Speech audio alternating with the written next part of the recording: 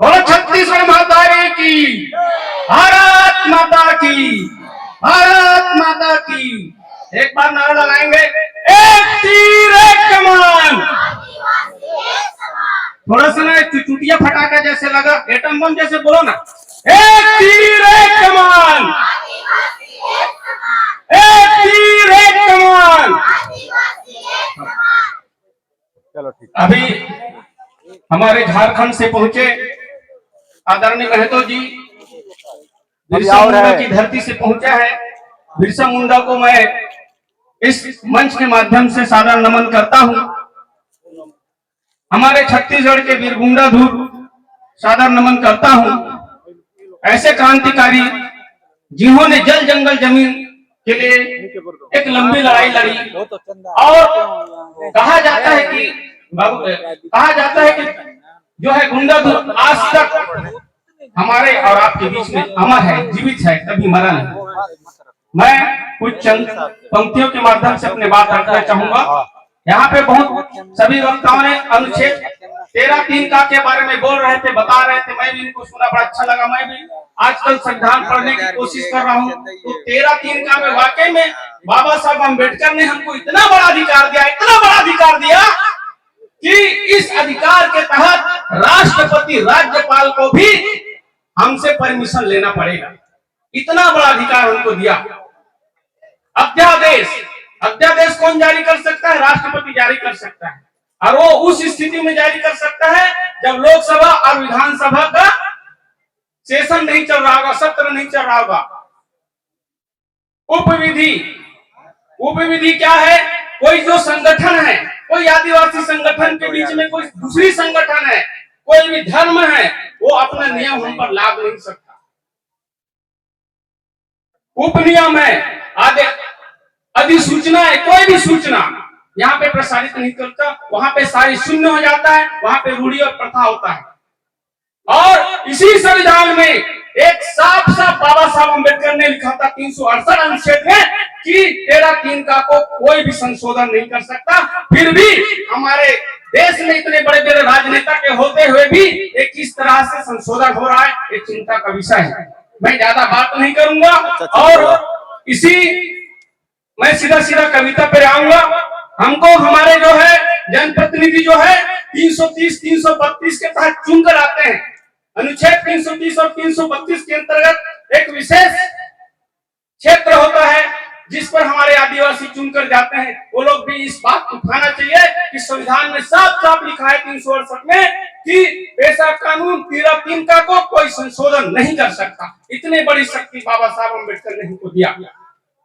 और 341, 342 ये अनुच्छेद जो है अनुसूचित जाति को 341 और 342 अनुसूचित जनजाति को जाति प्रमाण पत्र बनाने का अधिकार है। और साथ 342 का जो है पिछड़ा वर्ग को है। कई लोग बोलते हैं कि हमको आरक्षण नहीं मिलता। एक पिछड़ा वर्ग साथ फेसबुक में बहस होगी, वो बोलते हैं हम लोग क्रीमी लेयर है। अरे अच्छा, क्रीमी लेयर तुमको क्या संविधान ने आरक्षण नहीं दिया है? आरक्षण के बहाने ही तुम अपने आप को क्रीमी लेयर समझते हो, ये तुम्हारी गद्दारी है। मैं बहुत सारी अनुच्छेद है उनके बारे में नहीं कहूंगा।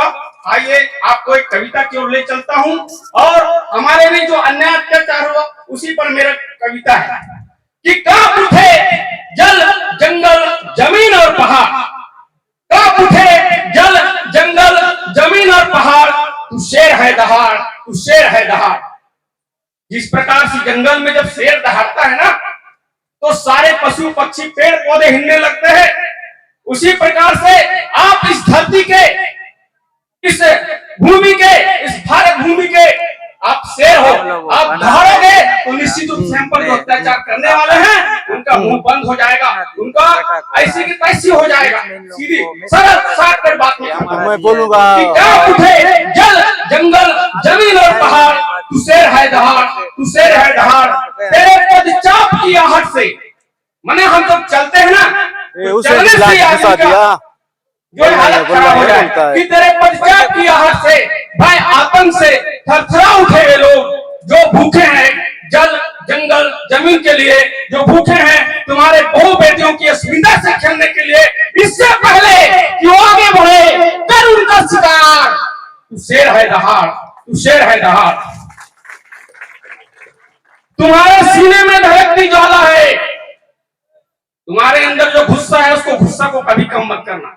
हम बहुत अत्याचार सहेंगे, अत्याचार सहना और अत्याचार करना दोनों पश्चा के निशानी है।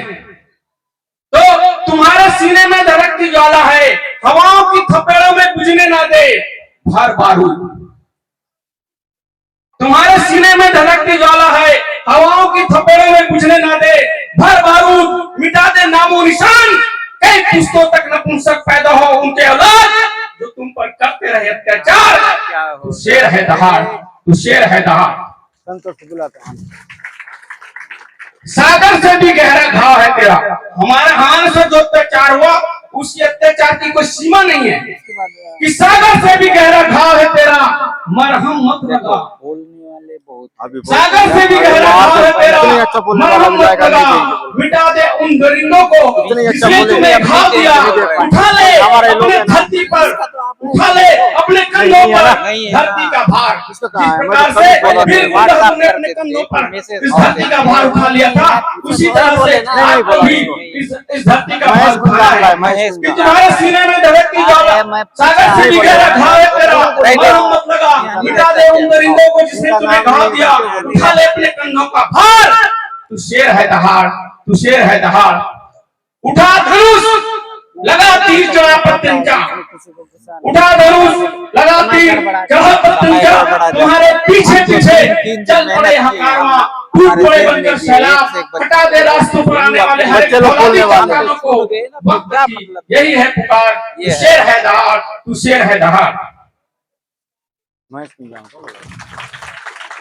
तू शहीद वीर नारायण सिंह, बिरसा मुंडा, वीर गंगोधर, टांडिया भील, तिलका मांझी, सुद्धू कानू, जतरा भगत, झाला सिन्हा, बाबा साहब अम्बेडकर, फूले पेरियार की औलाद है। तू शहीद वीर नारायण सिंह, बिरसा मुंडा, वीर गंगोधर, टांडिया भील, तिलका मांझी, सुद्धू कानू, जतरा भगत, झाला सिन्हा, बाबा साहब अम्बेडकर, फूले पेरियार की औलाद है।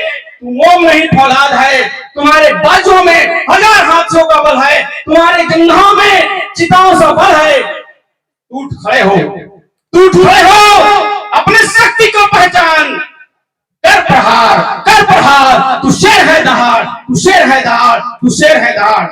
जय हिंद, जय भारत, जय छत्तीसगढ़। ठीक है ना, जल्दी जल्दी। बहुत बहुत धन्यवाद सादेव सर, आपने चंद पंक्तियों में सही पूरे महापुरुषों से लेकर और बाकी सारे अंदर की वास्तविक आत्मा को आपने जगा कर रख दिया। उनके लिए एक बार जोरदार तालियां।